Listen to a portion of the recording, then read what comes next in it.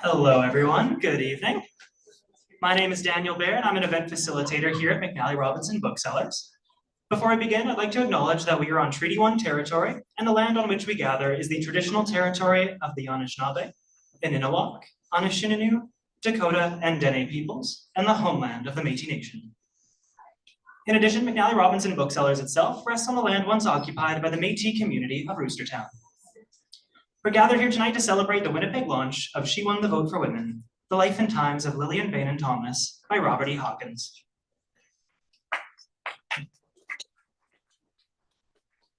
And hosted by the Council of Women of Winnipeg. We're grateful to Great Plains Press for publishing this book and for helping to make this evening a reality. Following the presentation and conversation, there will be an opportunity for you to ask questions. If you are one of those here in person who has a question, please raise your hand nice and high for me, and I'll come over with this wireless microphone just to make sure that you're audible for those who are watching on our live stream tonight. And I will be back at the close of the event to review signing procedure. But for now, I have the pleasure of calling up your host for the evening to introduce the author. Please join me in welcoming the President of the Council of Women of Winnipeg, Brenda Bulziak.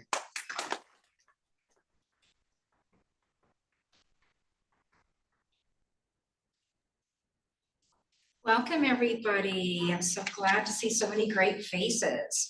My name is Brenda Bulziak. It's actually a pretty easy name to say. It's Bull and then Zuck. Just pretend the E's not there.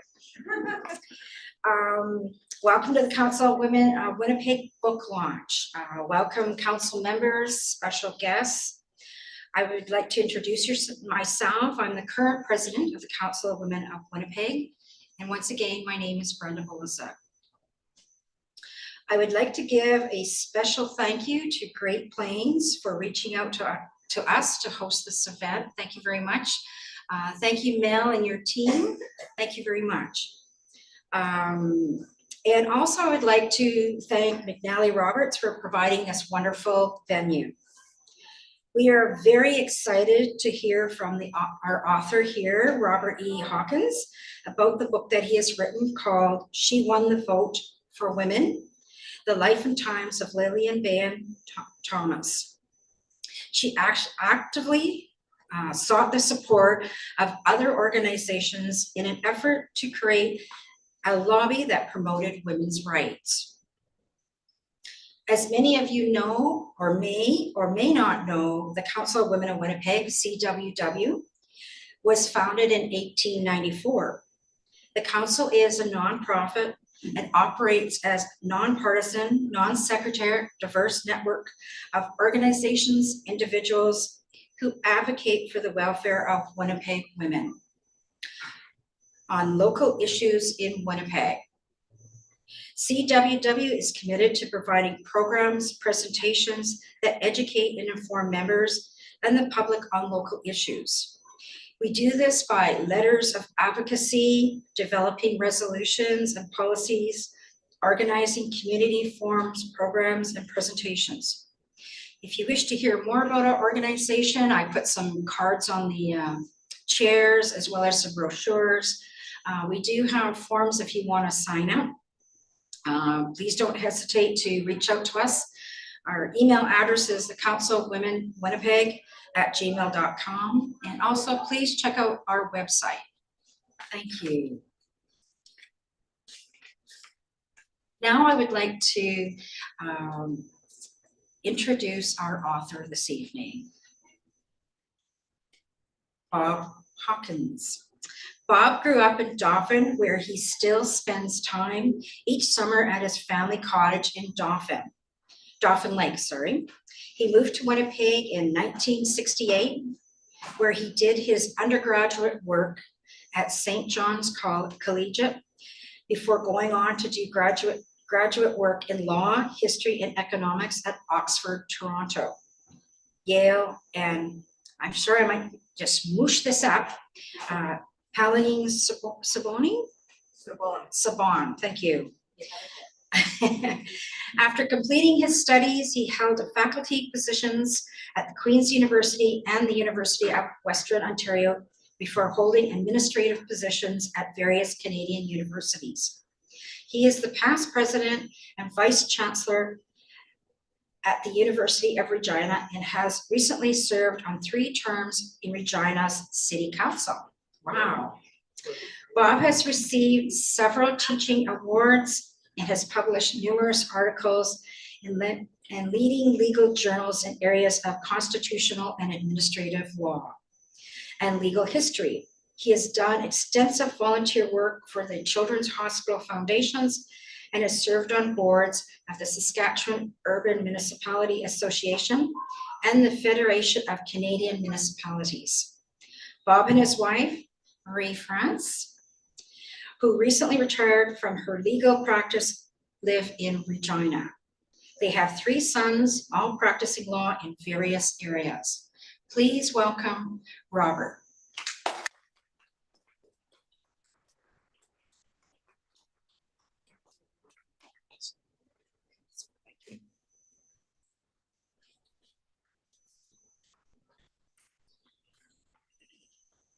Thank you very much, Brenda.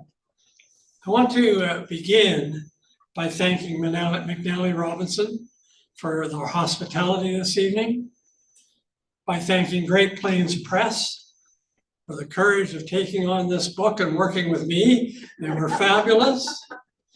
And I also want to thank the Council of Winnipeg Women for sponsoring and hosting us tonight. Thank you. Now, it's always a little dangerous to single out anyone in the crowd, but I'm going to take that liberty tonight. I have friends here, Warden Alison Abra and Jackie Marstrom from St. John's College at the University of Manitoba.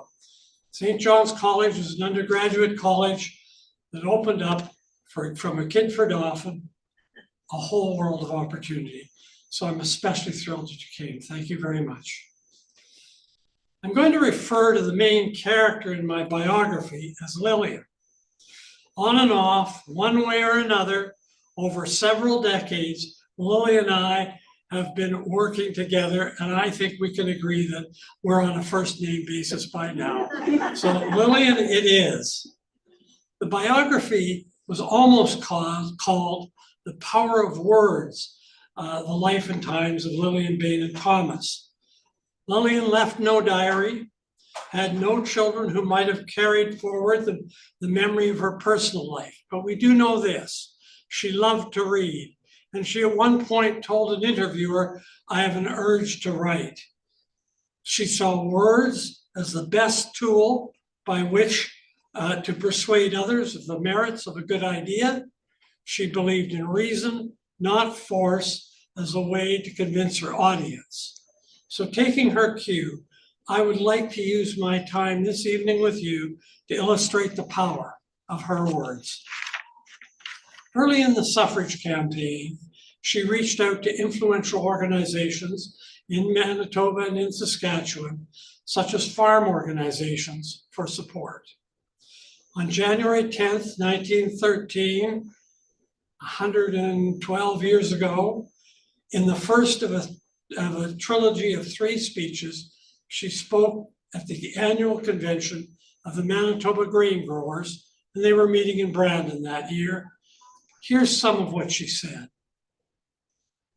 Women want the ballot because they're not like men. When women's delegations pointed out the evils of child labor, of prostitution, of the drink traffic, of 100 other social evils and injustices, legislatures put their feet on the table and spoke of the personal appearance of the women. Well, a vote tomorrow on reciprocity or the conservation of resources would probably result just the same way as it would if both men and women voted. If votes, there would be a very great difference in the votes of men and women if the topics were selling of women into white slavery, a dual moral standard for men and women, or compulsory education. Men vote in terms of business and property, but women vote in terms of humanity, in terms of social betterment. The women of Western Canada intend to make of themselves a social force that political machines must take cognizance of. That was a serious political manifesto. The grain growers immediately and with loud applause endorsed the cause of women's suffrage. A month later, speaking in February 26, 1913, this time at the Saskatchewan Grain Growers Annual Convention, that year in Saskatoon, a convention sometimes called the Saskatchewan Farmers' Parliament, Lillian took square aim at Manitoba Premier Rodman Roblin's main anti-suffrage campaign, "A woman's place was in the home." Here's what she said: "If there were no tired men, broken-hearted women, and suffering children, I would not be here tonight. But because these do exist, I, in common with many others, have felt that the cause of women's suffrage exerts a force it is my duty to follow. So often have I realized the sad condition of life. So often have I seen delegations of women return from legislatures and parliaments in despair. We go there bearing a tale of life and death, yet come away with the knowledge that what was vital to a human life has given place to something desirable to a property holder." So let me take an aside here. She was referring there to dower. Dower was the common law right of women to some portion of the property acquired during a marriage. It was abolished in Manitoba in 1985 because it was seen to impede the sale of land at a time when land was turning over quickly. So what Lillian is saying here is that she comes bearing a concern for the women who are being abandoned by husbands through drink or through desertion. She's very concerned about that. And what she's being met with is we can't do anything because it will upset the exchange of property. She went on, "Women's place is in the home, I hear, but do you think it is part of a mother's mission to sit quietly by and see her sons and daughters growing up under conditions which she knows are bad, but through lack of power is unable to remedy? I hope that this convention will declare in favor of women's suffrage." It did immediately. The final speech in the trilogy in 1913 was in March at the Home Economic Society meeting at the Brandon Winter Fair. Her speech was entitled "The New Old Woman." In it, Lillian expanded the old role of the woman inside her home to now include a new role in a new world environment outside of the home. Again, her words: "The new old woman is the old woman plus the added virtues of her new environment. She will insist on work and training that fits her for work. She will insist on financial independence. She will preserve her own individuality. She will demand more living and less land. She will be equal with man in every walk of life and will take a keen interest in public affairs, schools, factories, and so on. The mother has no right to limit her influence to the four walls of her home. Her responsibility reaches out into the world where her sons and daughters must go." Take that, Premier Roblin. If you'll indulge me for a little longer, and acknowledging that the Free Press scooped me on the weekend in the generous coverage it gave my book, I want to cite the words that Lillian penned on September the 11th, 1915, in a column in the Manitoba Free Press. Words that were intended to motivate canvassers collecting names at the time for the petition that finally led to suffrage. The column was entitled, "Manitoba Women Wide Awake." She wrote as follows: "There are still a few women in the province of Manitoba who do not know that there is some remarkable activity among women, but there are very few. Up and down, from north to south and east to west, there are women talking positions, walking petitions, and sending others out with petitions. The women have been stirred up as women have never been stirred before. And when what has been long called the better half of this province is aroused, there is going to be a result. All over the province, there are women on distant homesteads who've sent for petitions, and they are taking these petitions around and getting women to sign. It grips the imagination to think of the women who are walking miles over our prairie roads these burning hot days just to get one signature. The women of Manitoba are working to get the petition. They're dreaming new and greater dreams than ever before.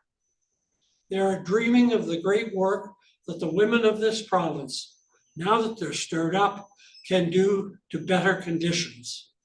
They are dreaming of the day when the liquor traffic will be banished, when every child will be compelled to get an education, when the mentally defective will have a home where they can be cared for. They are dreaming of the time when our treatment of criminals will be more humane, when our idea of university education will be an education for the many, not the few, just a few, but who can tell all the dreams that lighten the long walks and drives of our canvassers, dreams that may make of Manitoba, when dreamed by men and women together, a province to which other provinces will look to for inspiration to make better conditions of life, not for the few, but for all of us. These words remind me of the speech that Tommy Douglas made in Saskatchewan in 1944, which he entitled "Dream No Little Dreams." It was a speech which he used campaigning for the introduction of Medicare in Saskatchewan. No wonder that Lillian, in a 1944 letter to the historian Catherine Cleverton, who was then researching a seminal work on women's suffrage, described the Manitoba campaign in a very simple phrase. Lillian said simply, there was something heroic about it. What was heroic was that the grassroots political organization had defeated an entrenched political machine and had achieved its lofty goal to, and I quote, "Let Manitoba be first." That goal, women's suffrage, was to become the most significant democratic reform in our country prior to the entrenchment of the Charter of Rights and Freedoms in 1982.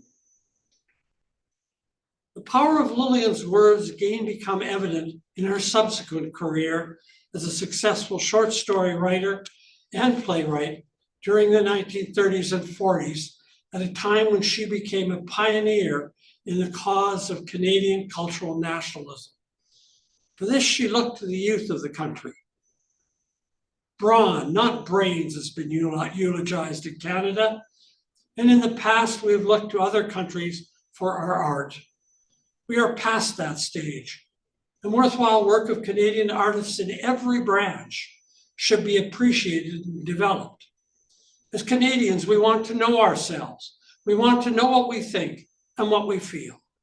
It is the duty of the youth of Canada to pioneer in the arts as the older people in the development of the country. Editors want stories and articles about Canada, and only Canadians can write these. If you express what you feel, you will probably find some place for it because the people of Canada want to know about Canada. In another speech entitled "Only One North Star," she challenged all women's clubs to support those who are cultivating, I quote, "an individuality in Canadian arts."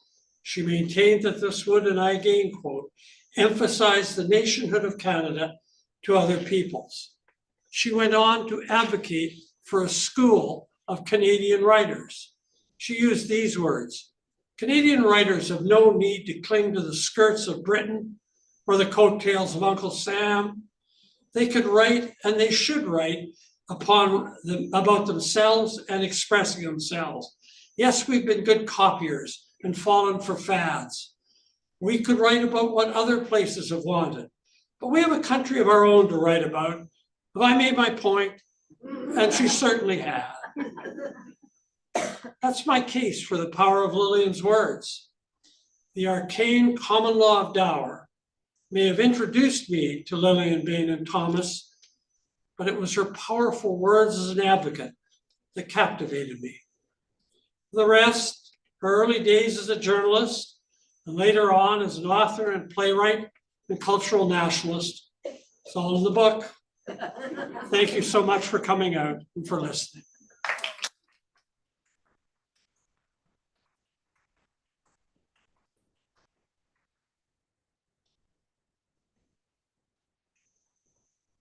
We're gonna put you in the front seat. I love it.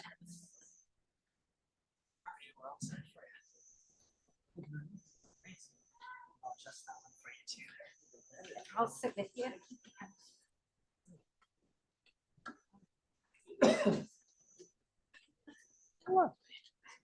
Welcome, everybody. This is your opportunity to ask Robert any questions you have about his wonderful book. The first question I'm going to ask is, what got you interested in writing this book?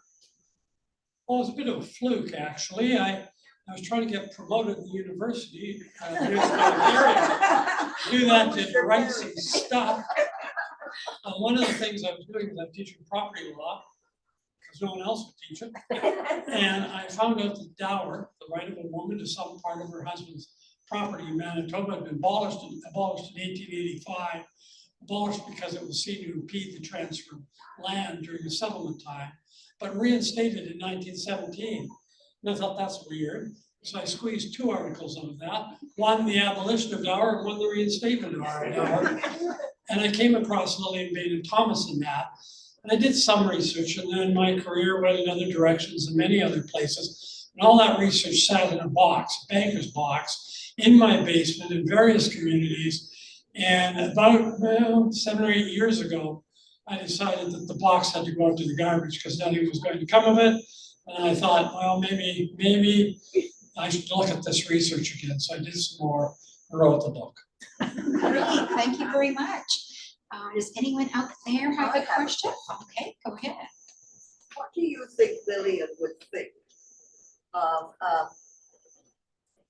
where women are in the year 2025, as opposed to where they were in 1913? What would women think in the year 2025 as opposed to 1913? I think Lillian was very modest. She wasn't someone to put herself forward as the front face of a campaign, but I think she would have been very pleased at the progress she was made. And I want to give one specific example, but I also think she would say there's more work to be done. Yeah. I think she would have been pleased because in January of 1916, women in Manitoba, most women, got the right to vote. But Lillian was a little different than some of the other early suffragettes. She didn't come to the cause in 1908, 1910, thinking, we've got to get this because we're equal with men. Yeah. She came to the cause because she said women on homesteads and isolated and terribly lonely, hard conditions across the province are in desperate times. Some of them have husbands who are abandoning them. Some of them have husbands who are taking to drink, and there's no one there to help them. And suddenly these women find themselves having worked themselves to the bone, isolated communities, bitter cold nights, children, and there's no one there to help them. So they at least need a dower law. So she started by trying to get a dower law. And she approached the government 3 times, and she was basically sent packing. And as part of her approach, she had a column in a newspaper called The Prairie Farmer, which was the Prairie Weekly, was the weekly paper of the Manitoba Free Press, which was the widest circulation newspaper in Western Canada. And women would write into it. It was like a phone-in radio show.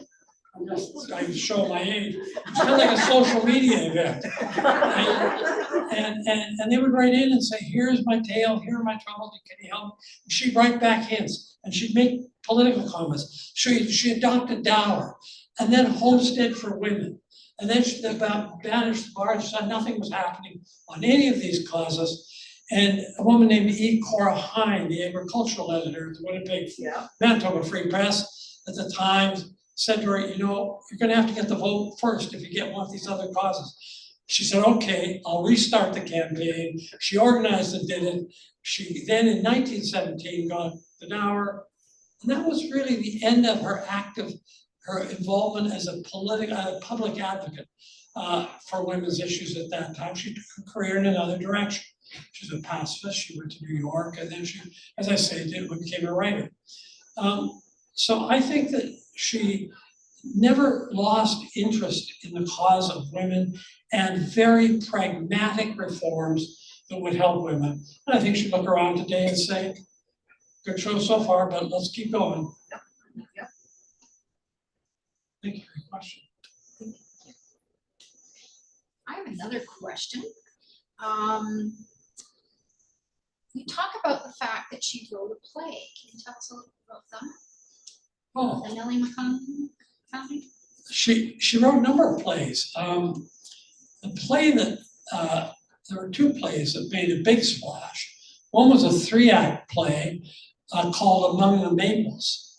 And it was a play, kind of a political play, situated in southwestern Ontario where her family lived.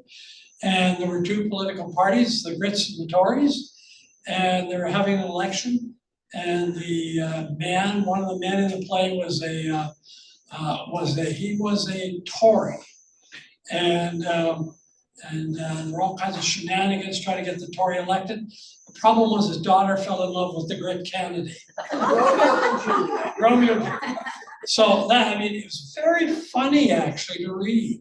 That was one play, and it was big news in Winnipeg, because it was the first 3-act Canadian play that was put on. And it was staged in the theater here, and it was a huge success. And the critics across the country applauded it, except the critic from Toronto was a bit sour on it. She commented on that, attributed to his location.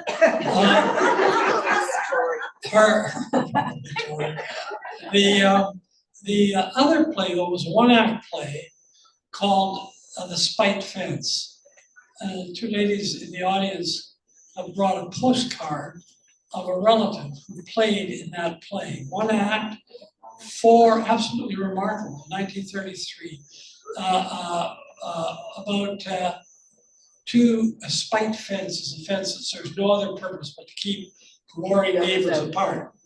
And the guy, I don't mean to bore you, the guy raised prize chickens.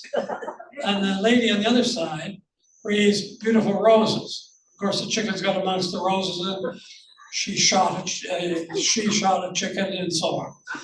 And the siblings of these two people, the son of the woman with the roses and the daughter of the fellow with the chickens, were embarrassed by this, and they thought they would pull a ruse and tell them that their parents were going to have to go to live with their respective families, which, surprise, surprise, neither of them wanted to do.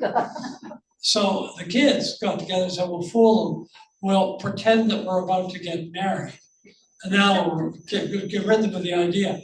So in a double twist, the two parents went and got the preacher and showed up to get them married. So get the two older people married. And it plays out like that. But again, it's very funny. That play was submitted in the Dominion Drama Festival in Manitoba that year. Now, that festival had been suspended at the end of World War I, but was starting up under Lord Besborough, the Governor General at the time, again in 1933. So that play and one other play from Manitoba won. They went to Ottawa, and Spite Fence didn't win. but it was still a great play. I'm amazed that there was a postcard. Had I known, I think I would have put it in the book. Yeah, it was, my grandfather was one of the characters. Was one of those characters. Yeah. Thank you for coming. I've got the microphone.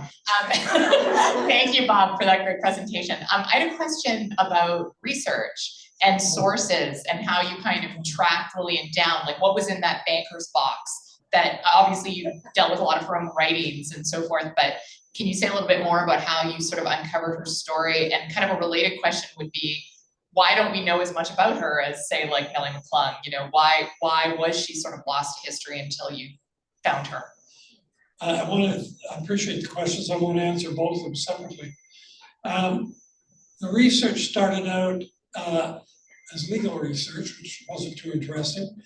But then I got into looking at the old newspapers, first in 1885 for the abolition of dower, and then from 1906 to 1914. For Lillian Beynon Thomas's columns. And it's just a rich, huge, rich source of material. And there were about 460 odd letters during that period of time, letters to the editor. And in it, you hear the voice of prairie women on the prairies, and you see her reaction to it. So that was a deep vein of research. The other thing I want to mention is there was no Hansard at the time. And so these speeches, which I shared with you, were speeches that were copy reported into the newspaper. Sometimes there were breaks, sometimes you had to put it together. But the speeches came out of reports in the newspapers. There were some distant relatives of Lillian, now deceased actually, had started a family tree, which helped me go back, track the ancestors. But it was really hard slogging. It was bits here and bits there. And one of the things that haunts you when you do something historical is, so you do it, you write your piece, it's published, you say, well, what if on a night like today, someone in the audience puts up their hand and says, oh, I have Lillian Beynon's diary right here. So that's all I can say really about the research is just, it's tracked down every single lead. Don't leave any page unturned. So I want to say that about the research. The second question is, why was she overshadowed by Nellie McClung? I just finished a bit of a very, very low-level political career. And one of the things I've learned is that sometimes the people that do hard slogging to get something in place just aren't recognized in the newspaper or television or wherever. It's the front face that makes a difference. Lillian McClung was a compelling speaker, charismatic. They ran a mock parliament where roles were reversed. Women were the only people with the vote, the only people that sat in the legislature, and men came as supplicants asking for a variety of reforms. And Nellie McClung was brilliant in the play, interestingly. And that was a play that raised the money for the suffrage campaign from 14 to 16. Interestingly, Nellie McClung said it was Lillian who brought the idea for the play. But Nellie McClung was the front figure. So I think it was largely the shadow of Nellie McClung. Lillian had a brother named Howard Beynon who taught school in Winnipeg for decades. And another historian, Ramsay Cook, who had done work on Manitoba history, had written to Howard Beynon asking about the political allegiance of Lillian's father and Howard's father. And in that letter, Howard said, you know, Nellie McClung got all the credit, but we think that Lillian deserves a lot more of the attention that she received. I think that Lillian was also a humble woman and didn't deliberately see she was pregnant, just wanted to get the job done. So I think all of that played a role. What troubled me a little bit was that whenever you see the leading first wave suffragettes at the time, the 5 women in the person's case. You never, ever, ever see Lillian. I only ever caught a glimpse of her as kind of an afterthought. Lillian had a sister named Frances, who was much fiery, more polemical. She got a little more attention, but Lillian was left out. Well, the thing about Lillian Beynon was, when she made a speech, it wasn't abstract, it was very logical. It was the force of the logic. She was trying to get something done. She wasn't trying to get herself elected or anything like that. I think all of that went into it. It may be a fluke that she was left out, certainly a fluke that I found her. And that would have shocked her, I'm sure. Anybody else have a question? Oh, there's. It's not specific to Lillian, but how were women treated in Manitoba and Canada as compared to what you hear about that happened in England, where they were thrown in jail and force-fed and those kind of things? Was it like that here? The women suffragettes in England had been frustrated by the reception, and they had adopted violence as a tactic.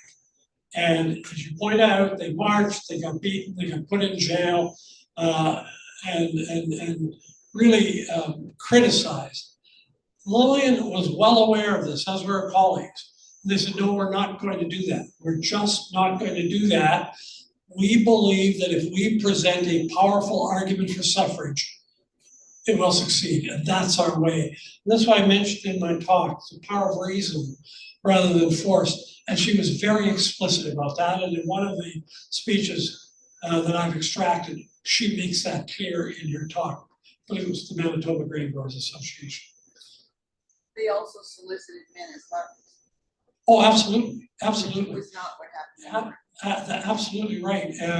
Well, the Grain Growers Association, the question is, why were the grain growers, why were the grain growers interested in partnering?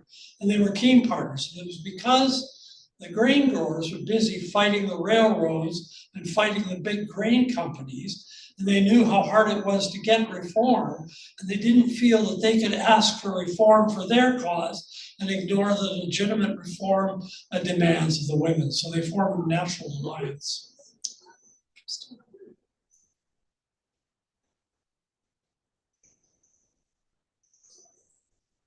You know, may I, it's not a question. It's more of a statement. As a descendant of one of the women who marched with Emmeline Pankhurst, I'm going to defend them. First of all, they were dealing with a very different society than the one here in Canada at the time, a much more entrenched, male-dominated society than ours was. Most of the settlers who came to Canada came to get away from that crap, not to institutionalize it. Second, my great aunt ended up in Manchester, of all places, being force-fed in a jail. Not because she had done anything violent, but because she had taken part in a march.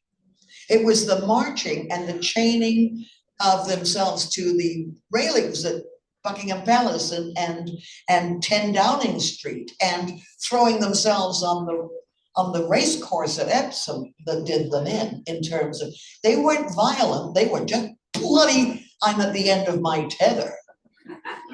We never talk about my aunt being in jail in Manchester. Not because, I don't know if that was because she was in jail or because it was in Manchester. See, you've outed her at this point. Thank you. There's a young lady at the back there. Thank you, Daniel. So I was curious if you did any research on Lillian's early life and like her upbringing, and kind of if anything regarding her upbringing brought her to politics and to get involved in the suffragette movement, or was it just kind of her seeing an injustice, or was there a family component to it? It's a good question. There wasn't much of a family component to her. What brought her was, so she's on the homestead at 16. Like, her father was a bit of a will of the wisp kind of guy, never succeeding at a variety of things. Her mother clearly worked herself to the bone. There was a 7th child, an afterthought. Her mother died when Lillian was, I think, 16 of cancer. It was really hard, really hard. Rick Frost, if you give me the book, I just want to read you something so relevant to that. Pardon me? Wasn't he a minister? No, he wasn't a minister, but in her family there were a variety of ministers. Here is, Rick Frost and I drove from Regina yesterday through Hartney, near Brandon, where Lillian was. And there's a passage there, I'll just read this. When the family went west, Lillian was exposed to the challenges of prairie farming on the harsh and sparsely populated prairie. Initially, her father had to transport grain by horse run 20 miles to the railroad so that it could be marketed. Her mother struggled to raise her children with little money and few amenities. Her younger sister, Frances, remembered, quote, our paper box of a country home, quote, where, quote, houses were so cold that one ached from the weight of quilts on their bed, and the hair felt as if someone was freezing it to the scalp, and where many a time feet were frozen with chill blades from the cold floor. I couldn't help thinking of it last night. Certainly the weather hasn't changed, but to come to your point, she saw that. She then got into the newspaper business because she wanted the urge to write, and she then started to communicate with these women, and that brought her to the need for practical reform, and that was it. Ultimately, she saw it in a bigger equality context. She was actually, the other thing, she was a teacher. So from 16, she taught in a whole variety of one-room schoolhouses. If you drive down past Brandon, you'll see the little towns where there was once a town that had a schoolhouse. There was one room, and as a very young woman, she went in and taught all the grades, and she did that for about 10 years. But then she decided that it wasn't good enough just to be a class 3 teacher, they called her. So she ultimately went back to the university. Well, it was, she went to North College, Wesley College, and got her first class teaching certificate. Taught for 1 year in Morin. Heard that John Defoe, some people recognize the name, legendary editor of the Manitoba Winnipeg Free Press, was down in Morden. She went and ambushed him on the train and said, I want a job. He gave her a job at the prairie farm. She wrote the column, and that's the door she went into politics with. But she never ran for office, never showed any desire to join a party. She was very much a public advocate, maybe what we would call a public intellectual today.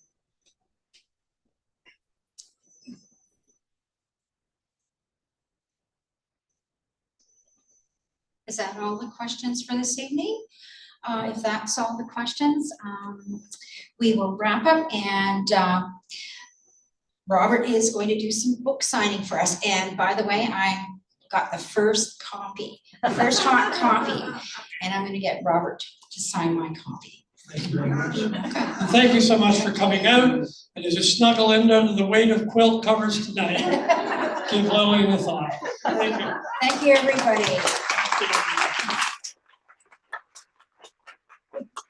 And thank you both so much, Robert and Brenda. We're now going to move along to the signing portion of the evening, so please feel free to approach the signing table here to my right. If you have a book with you already, that's great. Feel free to get them signed before you visit the cash desk. That is all okay. Just make sure you pay for them before you leave. Thank you once again to all of you for joining us. To Great Plains Press, Brenda Bulizek, awesome, thank you, sorry about that, of the Council of Women of Winnipeg, and of course to Robert E. Hawkins. Have a wonderful night, everyone.